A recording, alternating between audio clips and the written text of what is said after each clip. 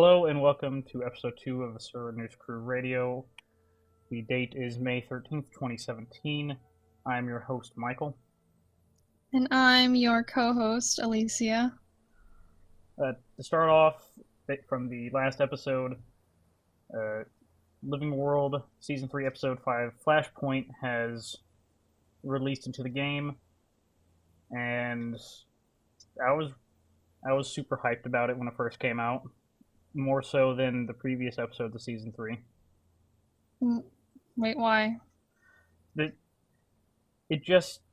The sort of twist they put into the episode was, at least at first, extremely exciting. Like this is game-changing, story-changing, this is amazing. And that was the whole first day, and I love the new map. I still love the new map, despite the fact that it is objectively worse than Tangled Depths, in most people's opinions. I just think it is aesthetically extremely pleasing. Without going into detail, because you haven't gotten to that point in the story yet. But we'll get to it next episode. But now, after the first day, the cynicism started to sink in, as it usually does.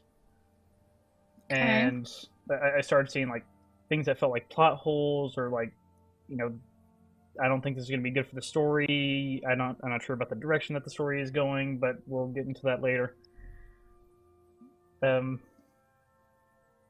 Along with the release, there were several new gemstore items added. The notable ones being Casmire's Regal outfit, the one that she wears in the new episode release. There's also the Vine Touch Destroyer backpack and glider combo, which looks a lot like the necrotic glider, so I don't necessarily see a point in purchasing it other than the fact that this one can be dyed to various colors. Oh, sweet. There's also a replica mirror of Lissa, which is featured in the Flashpoint episode, and I think it's an interesting focus, but there's plenty of other interesting focuses out there as well. There are also several returning items, which there's a ton of those, so I'm not going to really go into detail on it, especially since they're going to change by the time this episode airs. Alright, sweet. What's the point of the replica mirror? It's just a skin that they added to the gemstore. The Mirror of Lissa was, sort of featured in the recent episode of Flashpoint as a sort of plot device, in a sense. So it sort of has that appeal of, you saw this on TV, now buy it. Yeah, that's interesting. Same thing with the Casmire's Regal outfit. For the most part, with almost every episode of Season 3 they've released, most of the Dragon's Watch characters have had new outfits that they're wearing, and then those have solely been added to the gemstore as well. So, Marjorie's outfit, Casmire's outfit, Rox, Bram, Timey. I think that's it. There might be more. That sounds about right. Oh, no, I forgot to add to the notes that they have also released Legendary Armor, which I was talking nonstop about before, between the two of us, in terms of implications about the fact that Agony Infusions and I believe it's runes, can be swapped out outside of combat without destroying the item itself, the existing item inside of the slot, which I thought was crazy. And then, of course, it bothered me that Arena didn't do that for legendary weapons, because they're afraid of what it would do to the market. Because they don't know what it'll do to the market. They're perfectly okay with releasing legendary armor that people got within 10 minutes of release. Because they worked most of the ways through the previous collections in order to unlock them. And then, of course, I think stuff leaked about what the recipes were going to be, so people prepared ahead of time, so that by the time release came out, people had everything they needed to make the legendary armor. Wow, that's devotion. I can't imagine Yeah, I would not. doing that ever. Like, I'd be interested if when they did those major nerfs several months ago that they didn't kill Reaper, which is funny, it being Reaper. They just killed it. And it's like, well, I can't really do raids anymore. My whole guild has been demoralized, so we just stopped doing raids. Oh. Thank you, Ain't. But again, I just thought it would be funny to mention because they're willing to release legendary armor with it being able to swap out agony and runes, but not being able to swap out agony and sigils on legendary weapons because they don't know what it would do, how the market would be affected if legendary weapons, God forbid, could do that as well. I'm sure they'll release it in time. Yeah, possibly. All right, so we're going to move on to the articles on our website, suranews.com. I had 2 things come out. I know I said last time that I would be releasing, I think, like a chapter of my fanfic and a Merchants of Tyria weekly, but nope, Michael, you were right. Just because I schedule them doesn't mean I'm going to do them. So. Well, bi-weekly is better than weekly. Yeah, that worked with my other fanfic, so I think I was just busy. Yeah, so anyway, I continued with Merchants of Kryta with Queensdale and Keswick's Hills, and then I continued with my Mabel series. Yeah, and I think I'll be continuing with Mabel, and I'll be finishing up Merchants of Kryta. I have 2 more parts for a total of 4 parts, and then I'll be taking a break to probably just be doing like short news stories and maybe covering the streams in more detail while I work on catching up with the story. Yeah. And then once that's done, hopefully I'll be able to go back and finish everything and maybe make more articles about the story. Sounds good. Yeah, sounds good. I mean, sounds like a good read. Oh, cool. Yes. Yes, and then for myself, I finally finished grinding fractals to sort of come up with rudimentary data for my extremely long titled article, Farming Fractal 40. What is it? What is recommended / required? And what / how much can you make? Which is funny because about a year ago, my friend and I were farming Fractal 40 ourselves, and we'd made about 20 runs, and then we each sort of calculated how much we made. Where that paperwork went, I have no idea. Because I wrote all mine down physically, and we sort of talked about it over Discord. And either way, it's a lot of money. And in fact, now it's actually more lucrative because purchasing the keys for the fractal encryptions are cheaper than when they were when I was farming before. Like something about, I think about 10 silver, which is massive in terms of, you know, buying like 60 keys.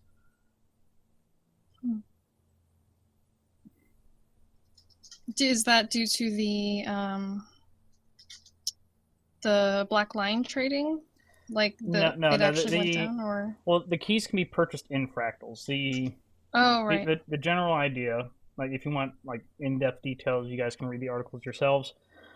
But for the Fractal 40 run, it's a boss fractal. So every time you run through it, you'll get 3 fractal encryptions every time. Except for some reason, one time I only got 1, and that was confusing. But every time it should be 3. I don't know what happened that one time, but so when you after all that, it's like there's chances for rares to drop, exotics to drop, cores and lodestones. Those are worth a lot of money, especially if you get charged ones.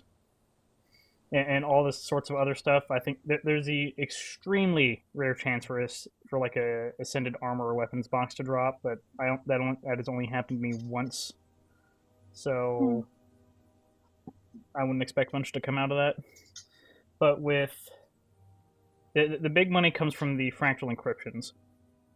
Each box you open has a chance to drop one or two. Uh, I guess they're trophies or they're. It's basically a trash item that goes towards a collection in fractals. But you still get them after you've completed the collection, anyways. And they are worth somewhere between 20 to. God, what is it? I think it's somewhere between 20 to 40 silver each. I think it's more than that. I want to go back and check, but I'm lazy. Okay, But because but mm, because one or two drop every time, uh, when you buy the keys, you can buy the first two sets of 30. The first one's like 20 silver and one fractal relic, which is ridiculously cheap. And then after the next set of 30 is 25 silver and I think 4 copper for some reason. And then after that, it's like 30 silver, 8 copper.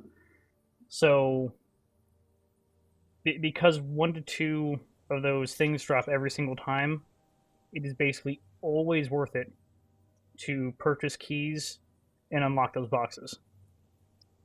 huh. Yeah, I hear about fractals a lot in other Guild Wars 2 podcasts, and I I don't know. Every time they talk about it, I just can't. I haven't read your article yet, but I should. I've just been there's so much stuff in the game that I haven't Well, I think explored just yet. thankfully I made a handy dandy infographic that's at the bottom of the article that sort of puts all the numbers together on one little page for people to understand. And the numbers are just what I got from doing, I think 8 runs or no, it was about 16 runs of fractals, 12 or 16. Ignore the fact that I'm constantly changing my numbers, but it was 12 or 16 runs of fractals, which is somewhere between 36 to 40 something, I think 48 encryptions, and then opening those up with keys also have a chance to drop more keys. And for the most part, it's always worth to open the box or use a key if you already have one of those. So like if you Hmm. earn the encryptions in by doing fractal 40, it is always worth buying the key. If you get extra keys from opening boxes, it is always worth going to the trading post and buying boxes. Hmm. Because the materials that drop, the sellable materials, the sellable collection items you get, pretty much always worth it.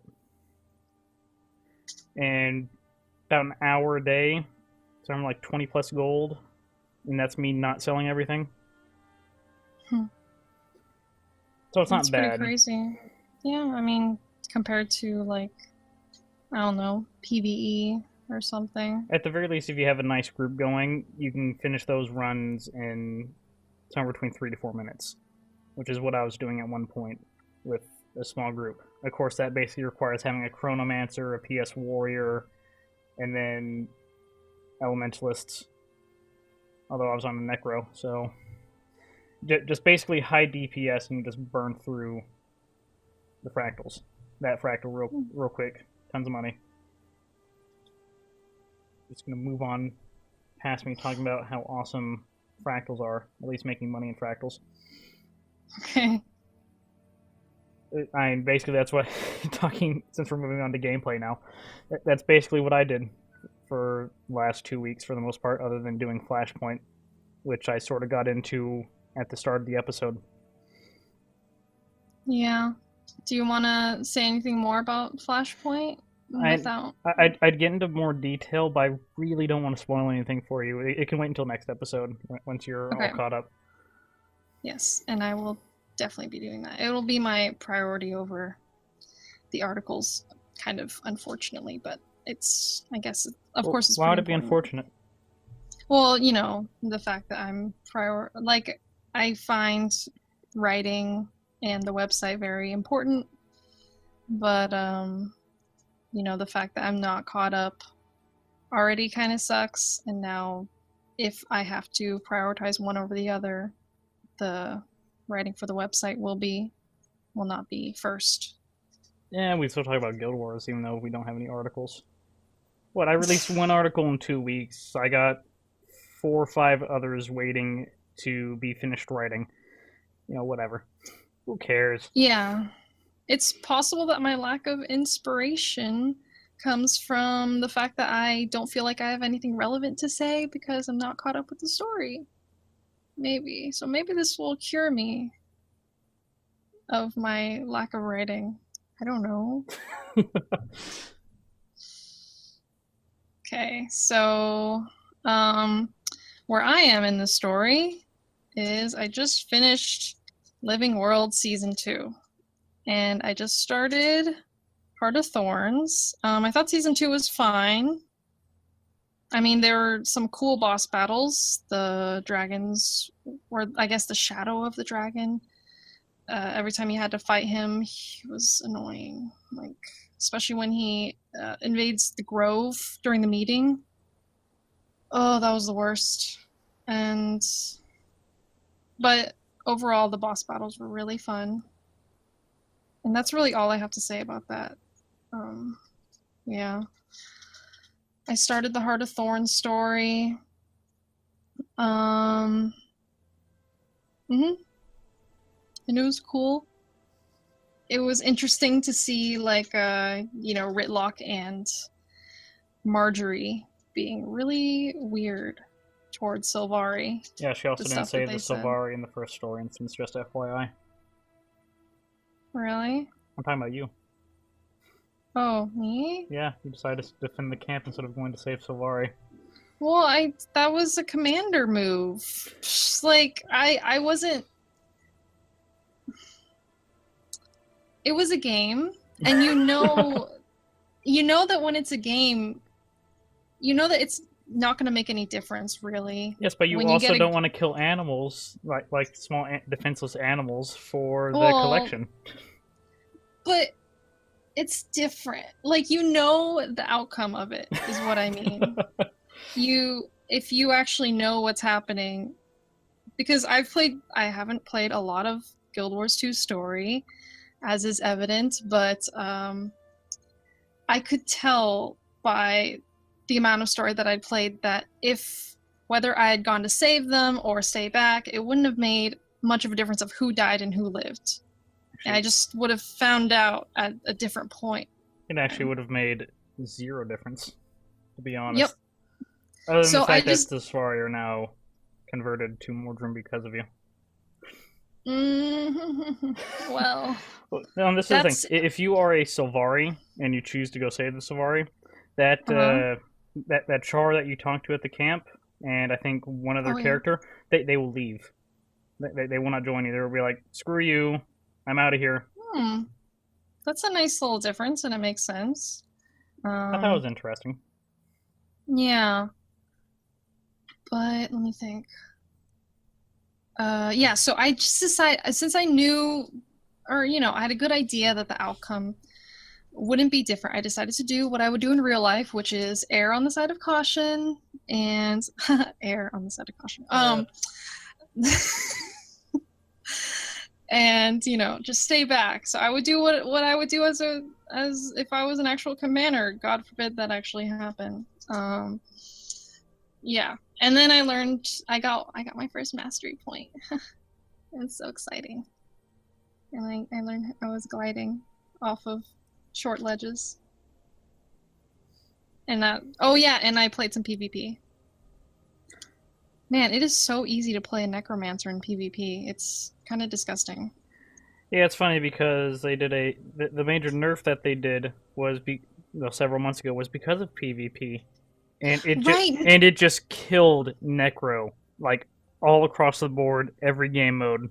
Because at the time at the time that they did that, Arena had yet to finally make the damn decision to split skills between PvP and PvE. They had yet to do that at that point. So it killed Necro. Huh. Most of the skill changes ArenaNet makes in the game is because of stuff that happens in PvP, not because of PvE stuff. Occasionally that happens, but it's mostly because of problems in PvP. Except when it Mm-hmm. comes to Mesmers, for some reason Mesmers always get buffed. That is a personal opinion. Huh. Don't quote Yeah, I me. remember you told me about that because the first couple times I played my Necro in PvP, I'm like, wow, I'm really good at this at PvP. And then I would play with other ones and it would be more like, normal. And then eventually, just this night, I think I figured out, I'm like, no, I'm not awfully good at PvP. It's just that this is a necromancer and it's somehow doing way too much damage. And I remember you talking about how they nerfed it, and I forgot why. I forgot which game mode they nerfed it in All of it. that you were complaining about. Yeah. Basically, they nerfed it enough so that it wouldn't be obnoxious in PvP, but it killed my DPS for doing raids. Just killed it. Like Oh man. there's a new Condi build now, which involves using the Great Sword, but it also has a much more ridiculous combo chain you have to follow in order for it to work properly, and I just can't hit it right. I'm supposed to be getting somewhere between like around 30k. I'm getting like 22, Mm. and that's me being completely buffed and using almost the proper foods. So I'm just not hitting all the buttons right. It's basically a 2k difference between that versus what I'm doing now, which is just sad. Yeah. Basically, what I'm not sure if I told you this. I was talking with my friend before about it. Was like the only change that they made. It, I thought they were going to nerf Epidemic. So what Epidemic does is it will take all the conditions on one enemy and apply them on up to 5 nearby enemies. Mm. We all thought that's what the nerf was going to be because it is Yeah. crazy ridiculous in PvE at least. Occasionally in World versus World, when you're fighting big groups and you see some guy that has a bunch of conditions on him, you just pop the button, then you see numbers flying everywhere. Guys are freaking out. They all go down. It's funny. We thought that's what they were going to nerf. Like either maybe cut it down to 3 enemies, or it's like up to like a third of all conditions would be applied to the enemies. Oh, yeah. That makes more sense, at least in terms of balance. I don't know about a third, only a third, but in terms of balance, it makes more sense for them to do that. Instead, what they did was they took the ultimate skill, the necromancer ultimate skill. I forgot which one it is, and it was the lich or something. And the force skill, what it Yeah. does is it places down like an EOE. Once it's triggered by an enemy, it will summon 5. I think they were bone minions. And at least in Mm. raid groups, I don't know about PVE, but at least in raid groups, with enough healing from druids and other stuff going on, you can keep them up for almost the entire cooldown of the elite skill. Mm. So, like, they'd eventually die. You go back and use your ult. You'd pop it again. Like, it was a massive DPS boost because they would constantly apply conditions to take conditions away from you, apply it to the enemy. They'd continuously do damage and apply bleed. Like, it was great for raids. And then they killed it because they changed it to where it's like, they don't stay up all the time. They stay up for only 30 seconds. Oh. Well, those things are creepy anyway, so I thought the it's same way probably too. I was best. completely against necromancy. Like I had a necromancer, but I said if I summoned a single minion at all, I would delete that character. But then my friend introduced me to the Condi build, and I'm just like, you know what? I'm willing to overlook that for sheer power.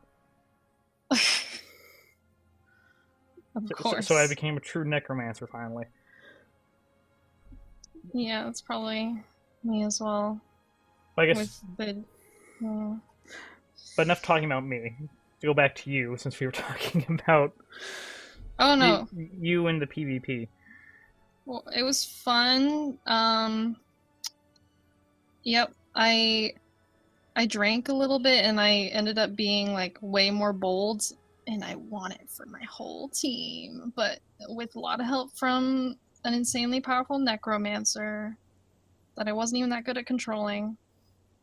But yeah, it was nice. I was playing the Battle of Champions Dusk. Do you play a lot of PvP? I play in zero Episode? PvP. If I played Okay. PvP, my guild hall would have an arena by now. Anyone Ooh. listening that has extra potions of PvP reward, I am paying 50 silver per potion for the guild hall. Ooh. That includes you. I'll give Yes. you some. Yes. More Because money, man, and I can get. because God, I need potions of PvP reward, and I'm not willing to play that game mode. Okay. All right. So there's Battle of Champions Dusk. You can cut this out. This might be long. I don't know. I But don't care how usually long the what happens episode in is. Who cares? okay, okay. Um, so usually what happens in PvP, most of them, it's like one way or another, whoever gets to 500 points wins, whichever team.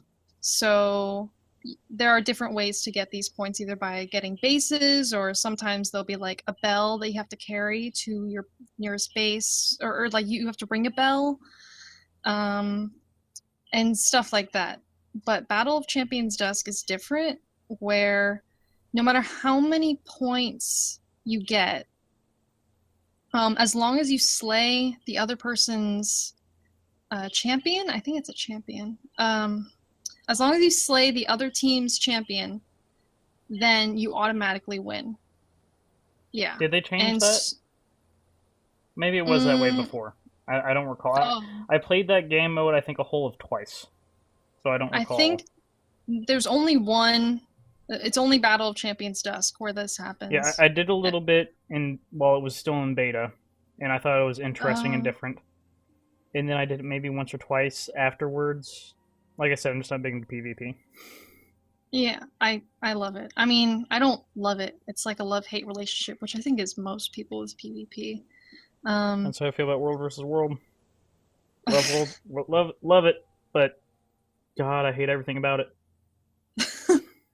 Yeah, so every time I play that arena or whatever it's called, I always wondered like why don't we just all go for the champion? Like we don't even have to play defense. We just all go for the champion.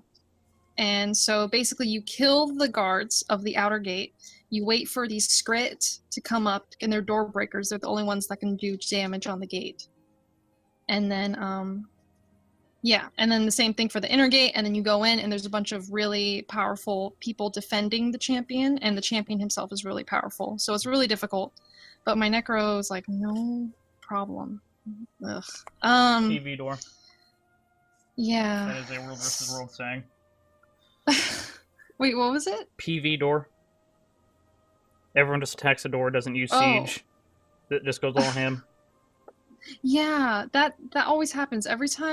Almost every time I make it to the champion, whenever I play it, there's just like 3 people attacking the door, and it's like, you're not doing anything. You did kill the guards so they don't kill the skrit, and the skrit go in. Like, that's not how it works.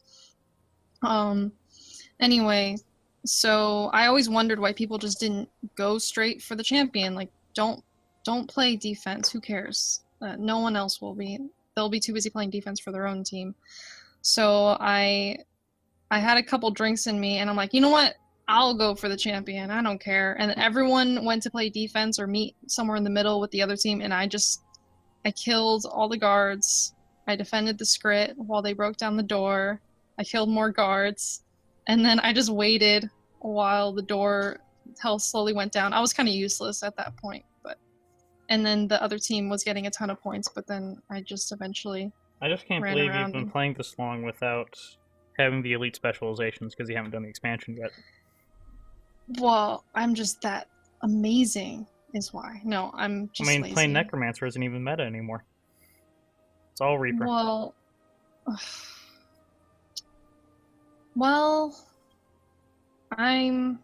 I'll just say that I'm like hipster about it or something until I make it to that point. Well, I think I've been training the elite specializations though. Whenever have you unlocked any of them at all? Because I don't know how it works if you haven't done the first instance of the story, because I know you can't start masteries at all like even in Central Tyria, unless you do the very first story instance of the expansion, which I think is ridiculous, to be perfectly honest. And so again, I don't know how that works for elite specializations. I can definitely do that thing where I apply my points to it. I don't know whether I can actually use them. I haven't actually gone. Do you do it in the build? Like, I haven't gone back to my build and modified that. Okay. Or tried to.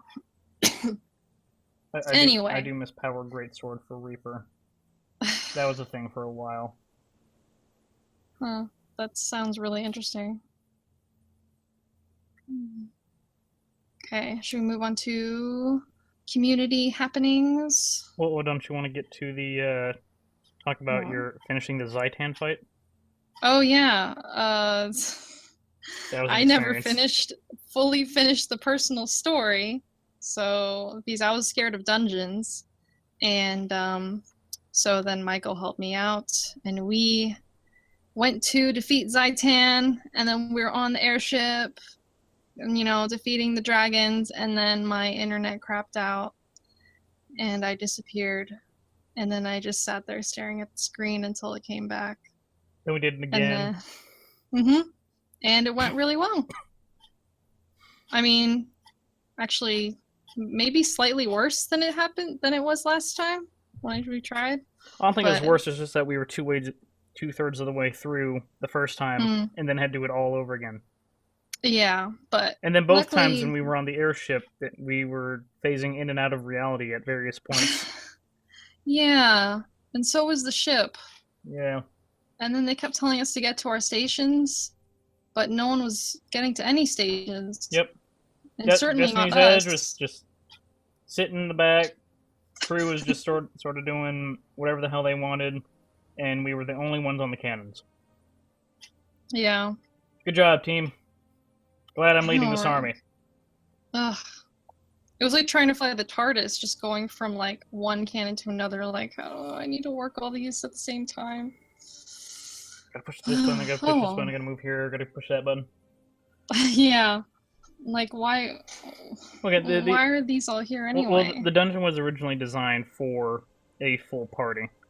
Eventually, people were complaining enough that it's like, guys, this is a personal story. This is ridiculous. We shouldn't have to be in a party to do it. And they're all like, okay, fine. So what they did is I think they cut down the number of enemies for the most part. They lowered how much damage maybe not how much damage they did, but they at least cut down health and all that. Streamlined it a bit.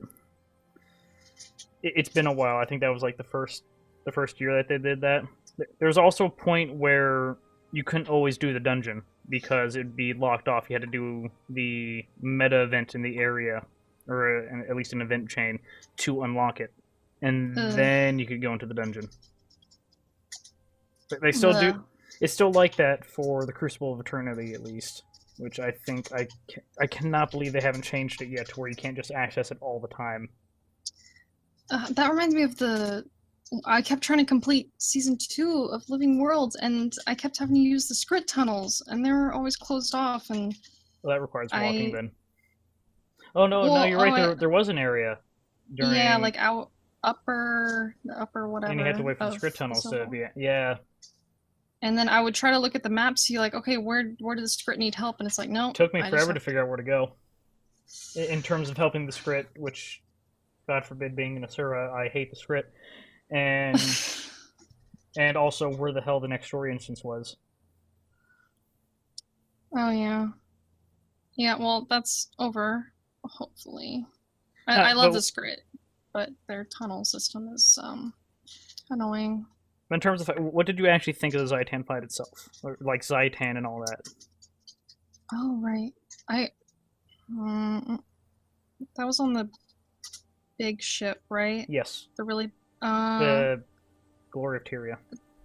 It wasn't even, like, memorable. All I remember is the smaller airship with all the cannons and the smaller dragons. That's where I spent most of our time, though.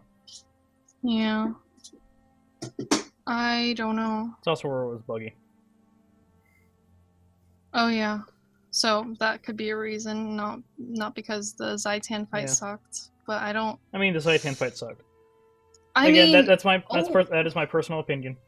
We I'm were an just old mostly cynic. fighting undead on the ship, right? Yes, we didn't even fight Saitan. Just waiting for Zoja to be like, just wait. I'm powering up the cannon. Cannon's almost Target powered. practice. Okay. Firing the cannon.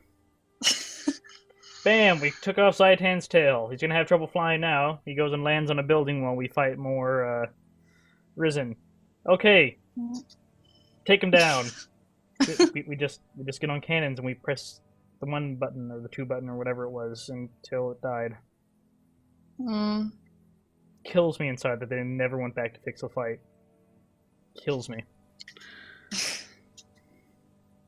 Oh well. I did like Zaitan as a whole, the whole Zaitan thing. So do I. Much better than the expansion, which I will not go into at least until next episode once you've finally finished the expansion itself. In which case, I will continue to complain all the time. Okay, now that we've actually done all that, we can finally move on to what's been going on in the community. Alright. Do you want to go over your stuff first in the streams, or do we want to go over the leaks? How about the leaks first? Okay. We're not going to actually mention what are in the leaks. This episode, we're going to be doing a separate recording immediately after this, episode 2.5, where we are going to go in details about what are in the leaks and what sort of implications they have. Clearly, we know that there have been multiple people, there are prominent figures in the community who have taken prominent stances on not talking about it, which that is their right. But I personally feel that as a quote-unquote reporter, that it needs to be talked about. That's why it's in a separate recording. People who don't want to listen to it don't have to listen to it. They can just move on. We're only going to talk about it in that episode. And once actual things are released by ArenaNet, that's when we'll actually talk about it. Okay. And that sounds fair to me, right? Sounds pretty fair. I mean, I'm pretty sure everyone wants to listen to it. I don't know. Well, yeah, it's like some people want to be spoiled, such as myself. Others want to be thoroughly surprised, and those people deserve to be surprised. So, right. Yeah, okay. So that's why I'm going to keep it separate. All right. But there, people who want to know about it are going to look into it anyways. We're not going to put up any pictures or anything, images that were leaked, because it'd probably be taken down. Also, this is a podcast and it's all audio. But I've noticed that, at least with some of the sources I was looking at before, they have all been removed, at least YouTube videos. But they've been removed by ArenaNet, so they are doing some cleanup.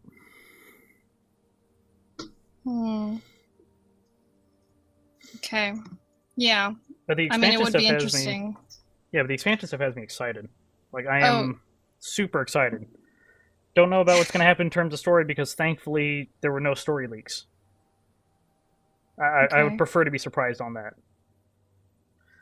There's just images and maps, that sort of stuff. Nothing super that's actually major. Just this is where we're gonna go. This is what sort of stuff's gonna be unlocked. So it's not that big, thankfully. Yeah, I guess that makes sense then, to put it separately. And it would be interesting to see what they say, if anything, about what's been leaked. But yes, so for me, I watched many streams. Some were better than others. I'm not gonna get into quality a lot. Lord knows our quality is awful. Oh, right. Yes, when our quality is immaculate, then I'm gonna rail on everyone. Yeah. No one is safe. Okay. One day. So there were art shows. There have been 3 art shows since the release of our first episode. And they were all the same, as is usual with the art shows. I mean, if you're really into art or the specific program that the artist is using, or if you're really into the artist, then it's worth watching. But really, like in a general sense, they're all the same, which is why I won't be mentioning it when I cover streams in the future on this podcast. So yeah, I mean, as usual, artists are extremely talented, and you just see them working meticulously, and even though it's sped up, it takes forever, which of course says something about how awesome they are, but having to sit through that has different entertainment value for different people, and I think it's mostly best for atmosphere if you're not super interested in it. I like art, not watching it be made is sort of how I Yeah. am. Which is I mean, why I draw less than I should do. And oh, also, none of my like, art has been picked. They have yet to pick up any of my art, so why do I care about watching their show? oh, like it's. Let's see. So it's like it has really nice music. So it's really little more than background.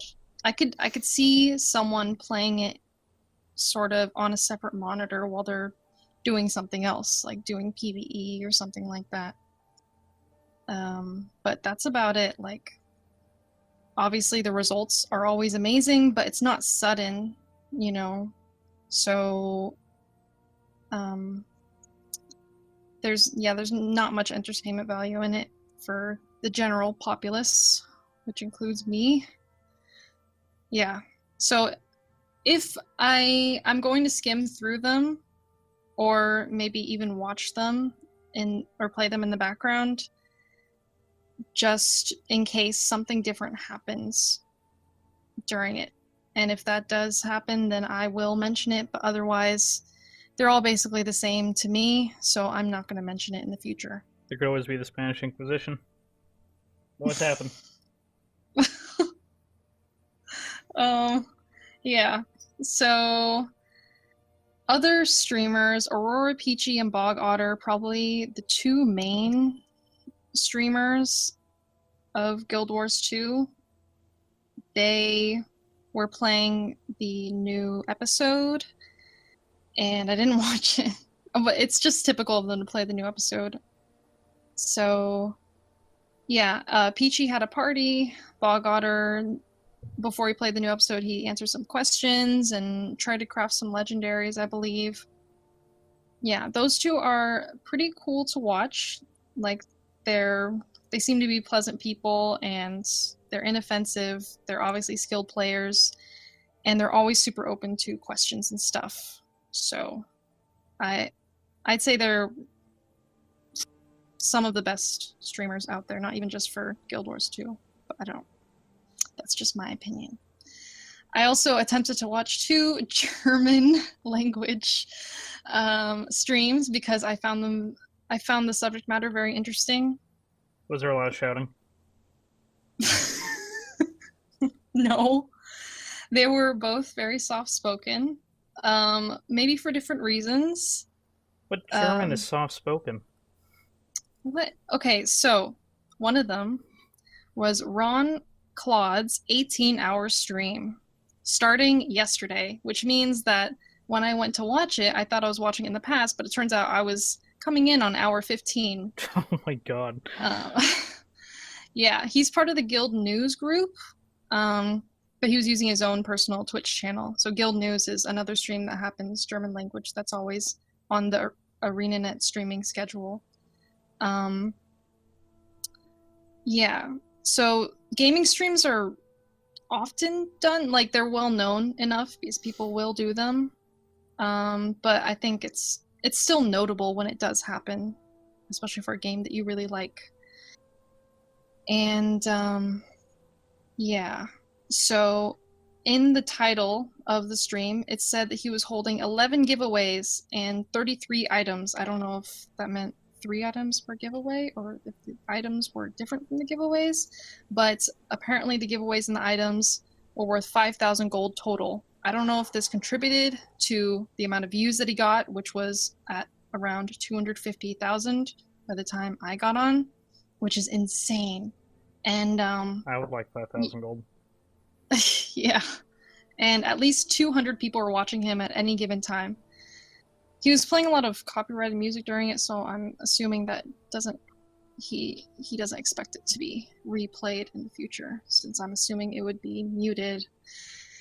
Anyway, even if you, so for future reference, if he ever does this again, even if you wanted to just pop in for the giveaways, I don't think it's possible if you don't speak German. I think that was mostly just for the German audience and maybe some other people coming in to see how his 18-hour stream was doing, and if he'd gone insane yet. But no, he was just calm, probably sleepy. I don't know. Oh crap! No! Cat. Yeah, he's freaked out by the microphone. He just tried to bat at it. No.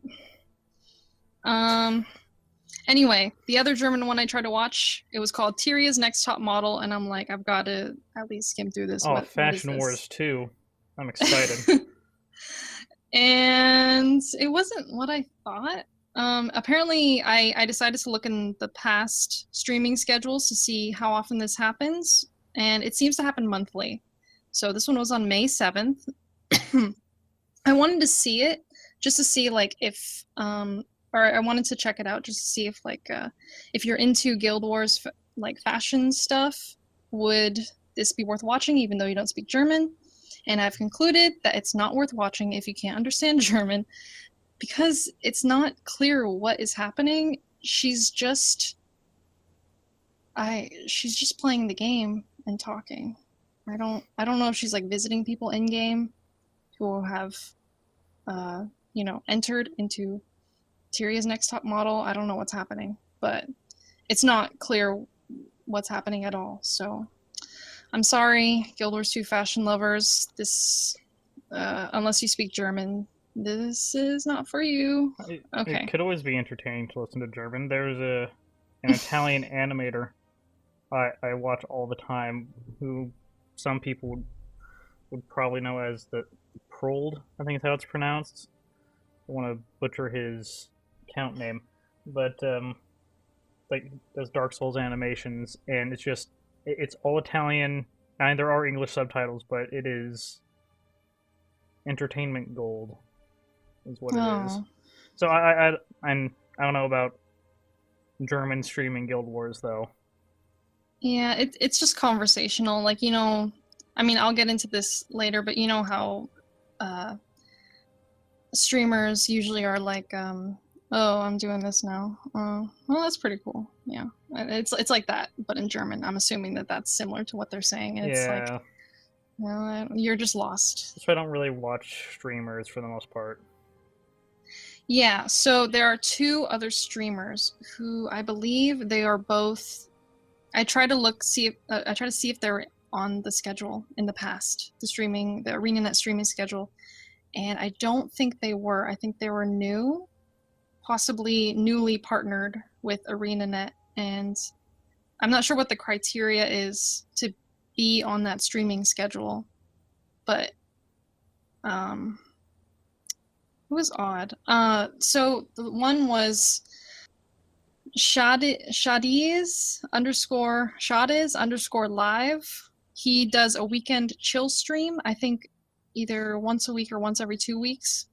And it's on the schedule, it's called a weekend chill stream, but that's not what he calls it in the title, which Bogotter does that too, but he's already well established in the Guild Wars 2 community. So I don't understand, if you're newly partnered with ArenaNet and they advertise your stream as something, then I don't see, even if you don't like it, why you wouldn't put that somewhere in the title of the actual stream if people were looking for it. I had to match it up with the date to even know like that it was the actual stream that had been advertised. So today he had a weekend chill stream, but he didn't call it a weekend chill stream.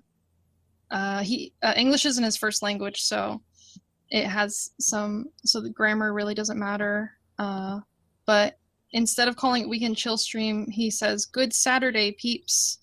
First, some Guild Wars chilling. Later tonight, we'll have some fun with song request. Help us out with the follow. Love it. Like,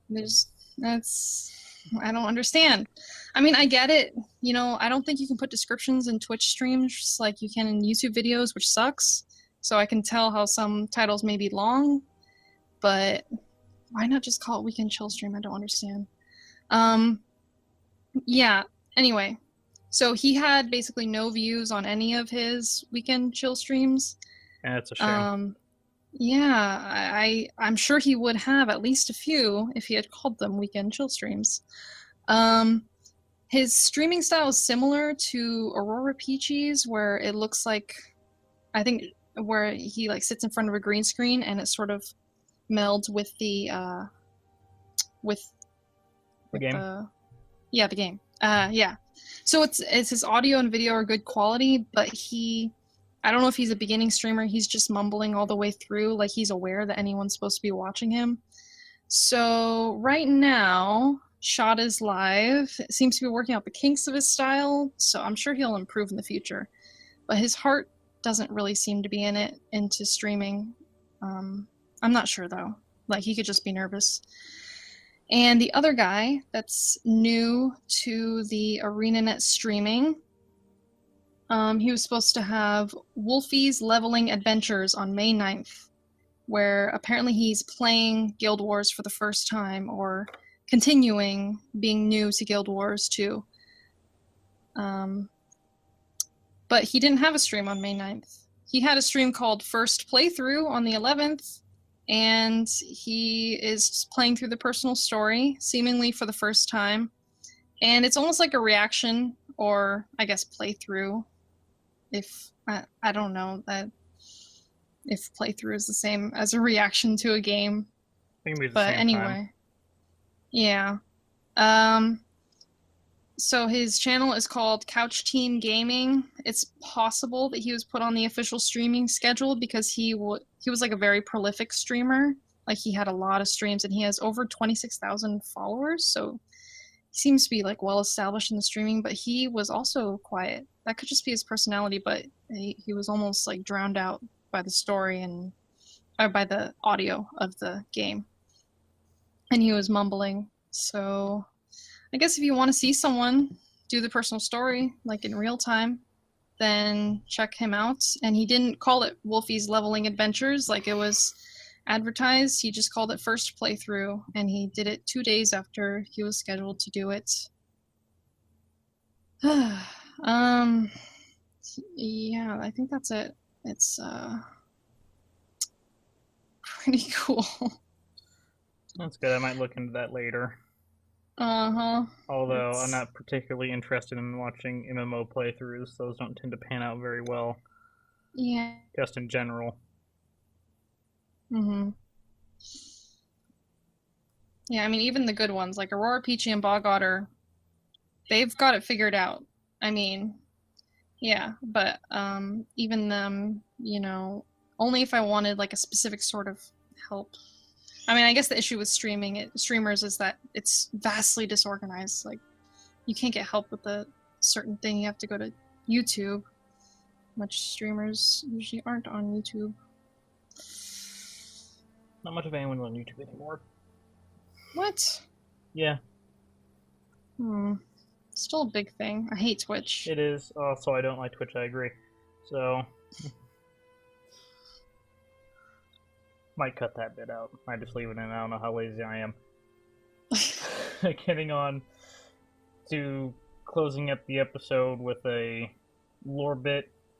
I decided to pick something different I didn't know really anything about. A character called Palawad Jocko, the Scourge of Abbey, is his title. I don't think he was necessarily in the first Guild Wars, but this took place in Alona, which was part of the Nightfall expansion, and at the very least I think the character itself was mentioned, but this is how the story goes, and I'm going to paraphrase the wiki, because I decided to not do a lot of research. So, Palawad Joko is a undead lich and ruled over Alona for a period of time. This was about 450 years ago. If I'm wrong, blame the wiki. So he led an army into Vabi and just crippled the province and basically laid waste to the rest of the continent,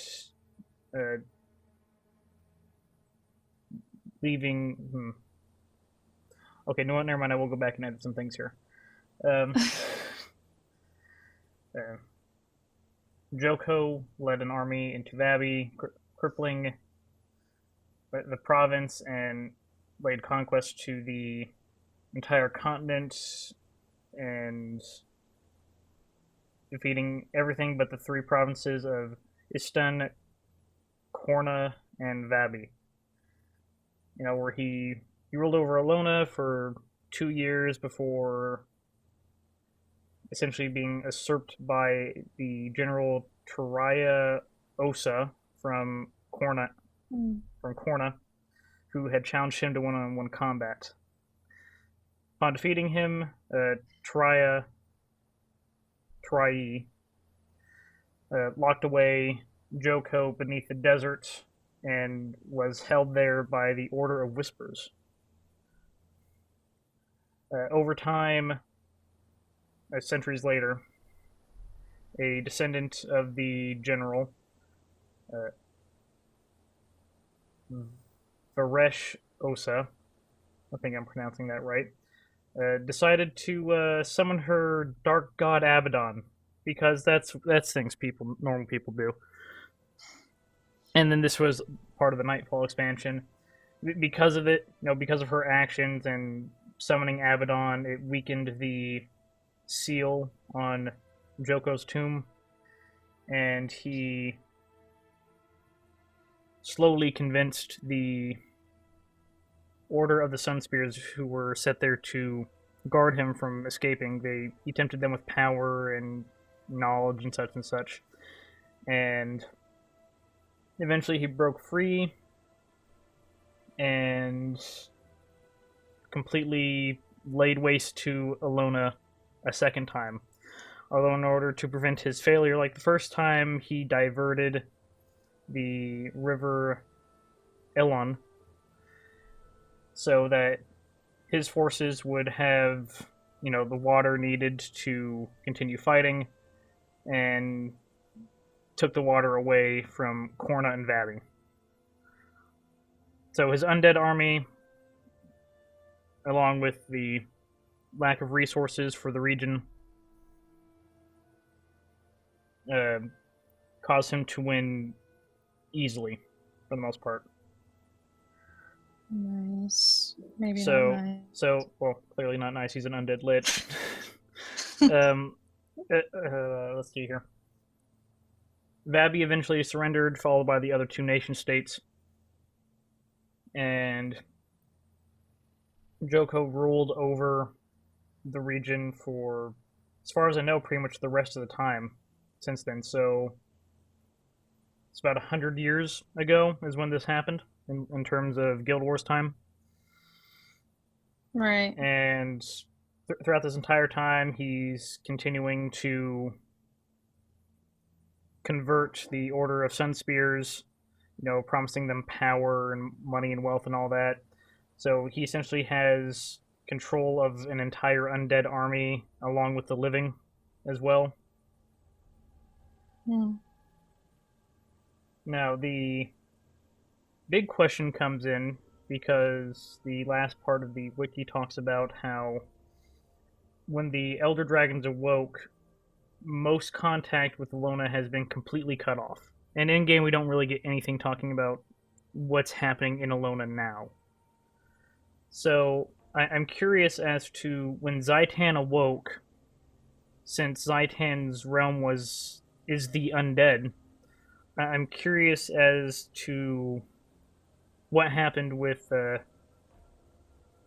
Palawa Joko and his undead army.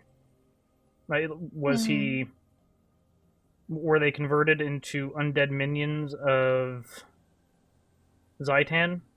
Were they just simply turned into Risen? Did he become a champion of Zaitan and continue to lay waste to the region of Alona? Because Alona is closer to ore than a lot of other areas in the game that we have access to now, other than the area leading straight to there. So, like, Lion's Arch, I think, is about the same distance, if not slightly farther away, than some of the areas in Alona. So, clearly Zaitan's influence must reach out that far. I believe I remember reading something somewhere. This is probably incorrect. Either I'm incorrect or I read something incorrect. That the two armies, the Joko's undead army and Zaitan's Risen, butted heads and were fighting each other. Which to me doesn't make as much sense in terms of Zaitan having complete control of the undead. I feel like it something like the Sylvari and the Mordrum, where Sylvari weren't completely converted because they're not. They have the tablet. God, I don't recall what it's called. But essentially, they have their belief system. All things have a right to grow, such and such, and all that. Mm-hmm. And they have the pale tree protecting them from Zaitan. So I wonder if that's similar to Joko, and he's essentially using his magic to protect his undead army from the influences of Zaitan. And now that Zaitan is gone, what does that mean now? Because there's still plenty of Risen. I wonder if that means that Joko, if he is still around, might even have a bigger army now. Because, there's a bunch of free undead just sort of lying around, and just sort of take those right up. Yeah. And what their comparative power would be over the undead. Right. And Zaitan was a much weaker dragon because, at least before Mordremoth, it was the most recent to wake up. So its power was relatively weak. I'm interested to see if anything will come of that at all, if we'll hear anything about Alona or Joko at some point in the future. Yeah. I guess that just, unless you have anything else to say, I think that about wraps everything up. Nope. Just gonna keep going with the story. All right. So that covers episode 2 of